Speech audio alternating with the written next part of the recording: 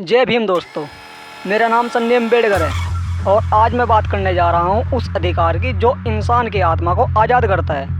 वो है आर्टिकल 25, धर्म की आज़ादी का अधिकार।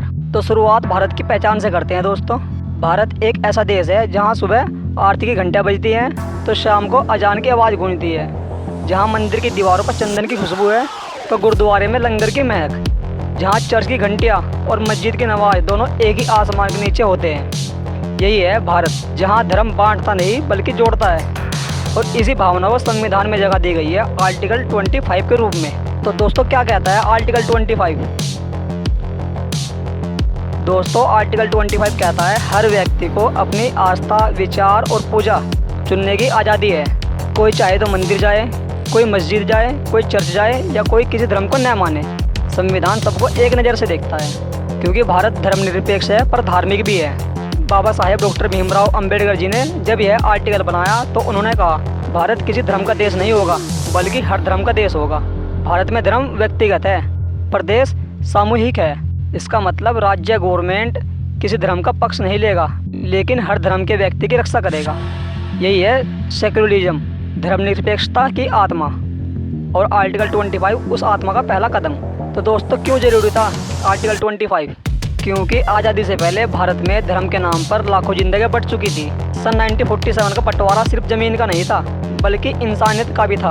तो लोगों को एक बार फिर यह भरोसा चाहिए था कि इस नए भारत में किसी का धर्म उसकी आज़ादी नहीं छीन पाएगा। और इसलिए संविधान ने कहा भारत में हर इंसान को अपने धर्म पर चलने की पूरी आज़ादी होगी लेकिन किसी और की आज़ादी को ठेस पहुँचाए बिना।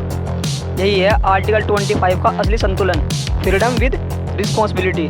तो दोस्तों आज के समय में आर्टिकल 25 की क्या अहमियत है? जब आज दुनिया के कई देशों में धर्म को लेकर नफरत फैल रही है, भारत अब भी कहता है सभी धर्म समान है। जब कोई बच्चा मंदिर की घंटी बजाता है, जब कोई अजान सुनकर सिर झुकाता है या कोई बिना किसी धर्म को मानने के मानवता को ही मानता है, तब आर्टिकल 25 मुस्कुरा रहा होता है।